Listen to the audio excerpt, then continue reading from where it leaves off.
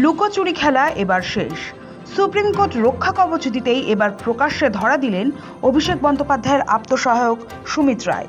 লুকোচুরি পেরিয়ে অবশেষে ভবানী ভবনে হাজিরা দিলেন সুমিত রায়। শনিবার সকাল 10টা থেকে সন্ধ্যা 6টার মধ্যে ভবানী ভবনে হাজিরার নোটিশ পাঠানো হয়েছিল তৃণমূল সাংসদ অভিষেক বন্দ্যোপাধ্যায়ের আত্মসহায়ককে। সেই মতো নির্ধারিত সময়ের আগেই হাজিরা দেন সুমিত।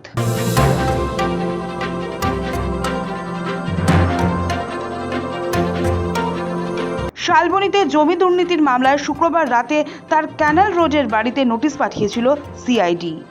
বাড়িতে তখনও তার খোঁজ মেলেনি বলে জানা যায়। ফলে একটা চাপানোতর চলছিল যে শনিবার আদৌ হাজিরার নির্দেশ মেনে সিআইডি দফতরে দেখা মিলবে কিনা। তবে সময় মেনেই গাড়িতে চেপে সকাল 9:54 ভবানী ভবনে হাজির হন সুমিত রায়। সংবাদ মাধ্যমের তরফ থেকে একাধিক প্রশ্ন ধেয়ে এলেও কোনো উত্তর দেননি তিনি।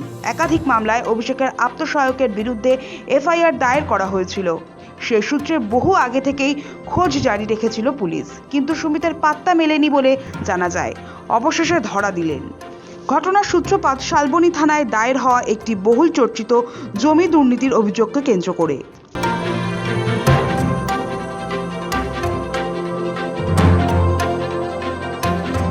কি নিয়ে এই জমি দুর্নীতি মামলা? অভিষেক বন্দ্যোপাধ্যায়ের পিএর বিরুদ্ধে শালবনীতে সরকারি জমি দখল এবং বিক্রির অভিযোগ ওঠে। ভুয়ো নথি দেখিয়ে মোটা অঙ্কের বিনিময়ে সরকারি জমি বিক্রি করা হয় বলে অভিযোগ। এই পুরো চক্রান্তটি অভিষেকের আত্মসহায়ক সুমিত রায়ের সম্মতি ও মদতেই পরিচালিত হতো বলে অভিযোগ ওঠে। মেদিনীপুরের প্রাক্তন তৃণমূল বিধায়ক এই মুহূর্তে জেলবন্দি সুজয় হাজরাকে গ্রেফতারের পরই উঠে আসে সুমিতের নাম। অভিযোগ, 26-এর ভোটে টিকিট পাইয়ে দেওয়ার নামে লক্ষ লক্ষ টাকা আদায় করেছে। এর পাশাপাশি শালবনীতে সেই জমি দুর্নীতি মামলাতেও অভিযুক্ত হিসেবে নাম রয়েছে সুমিতের। এসব অভিযোগ পেয়ে মাসখানেক আগে সুমিতের খোঁজে শালবনী থানার পুলিশ অভিষেক বন্দ্যোপাধ্যায়ের বাড়িতে পৌঁছয়। কিন্তু দীর্ঘক্ষণ তল্লাশি চালিয়েও সুমিতকে পাওয়া যায়নি। সেই থেকে বেপাত্তা সুমিত। পরবর্তীকালে পুলিশের আবেদনে মেদিনীপুর আদালতে সুমিতের বিরুদ্ধে গ্রেফতারি পরোয়ানা ও লুকআউট নোটিশ জারি করা হয়। এরপরই জমি দুর্নীতি মামলায় রক্ষা কবচ চেয়ে কলকাতা হাইকোর্টের দ্বারস্থ হয়েছিল অভিষেক বন্দ্যোপাধ্যায়ের আত্মসহায়ক সুমিত রায়। যদিও বিচারপতি তীর্থঙ্কর ঘোষ এই সংক্রান্ত আবেদন খারিজ করে দেন। চাকরি দুর্নীতি একটি মামলায় যদিও সুমিতের আগাম জামিন মঞ্জুর করে কলকাতা হাইকোর্ট। চাকরি দুর্নীতি মামলায় শর্ত সাপেক্ষে আগাম জামিন মঞ্জুর করে উচ্চ আদালত। সেই নির্দেশে বলা হয়েছিল 10 দিনের মধ্যে তদন্তকারী আধিকারিকদের সামনে সুমিতকে হাজিরা দিতে হবে এবং তদন্তে সহযোগিতা করতে হবে। কিন্তু জমি দুর্নীতি মামলায় সুমিতের খোঁজ চালাচ্ছিল পুলিশ। মামলার তদন্তভার হাতে নিয়েছে সিআইডি।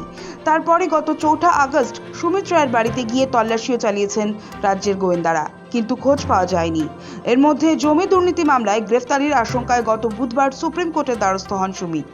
সুমিতের আশঙ্কা, চাকরি দুর্নীতি মামলায় হাজিরা দিতে গিয়েই পুলিশ তাকে জমি দুর্নীতি মামলায় গ্রেফতার করে নিতে পারে।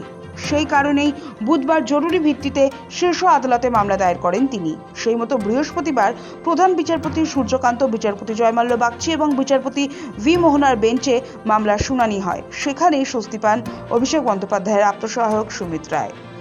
এখনই তাকে গ্রেফতার নয়, রক্ষা কবচ দিয়ে জানিয়ে দেয় শীর্ষ আদালত। তবে আদালতের স্পষ্ট নির্দেশ, সুমিত রায়কে সব রকমভাবে পুলিশের তদন্তে সহযোগিতা করতে হবে। সুপ্রিম স্বস্তি মিলতেই তৎপরতা বাড়ে সিআইডি। শুক্রবারই সুমিতের নিউ আলিপুরের বাসভবনে গিয়ে শনিবার সকাল 10টায় ভবানী ভবনে হাজিরার নির্দেশ সংক্রান্ত নোটিশ পাঠান তদন্তকারীরা। সেই সময়সীমা মেনেই শনিবার নির্দিষ্ট সময়ে গোয়েন্দাদের মুখোমুখি হন তিনি। তবে সিআইডি দফতরে হাজিরা দিলেও আইনি জট কিন্তু পুরোপুরি কাটেনি সুমিত রায়। তার বিরুদ্ধে এখনও অতিরিক্ত 2টি পৃথক মামলা বিচারাধীন রয়েছে। সেই জোড়া মামলায় গ্রেফতারি এড়াতে এবং আগাম রক্ষা কবচ চেয়ে হাইকোর্টে শরণাপন্ন হয়েছিলেন তিনি। দ্রুত শুনানির আবেদনও জানানো হয়েছিল সুমিতের আইনজীবীদের তরফে। তবে শুক্রবার বিচারপতি সৌগত ভট্টাচার্যের একক বেঞ্চ সেই জরুরি শুনানির আবেদন খারিজ করে স্পষ্ট জানিয়ে দেয়, নির্দিষ্ট কাজের তালিকা মেনেই মামলার নিয়মমাফিক শুনানি গ্রহণ করা হবে। সৌভিক সান্যালের রিপোর্ট, সময়, কলকাতা।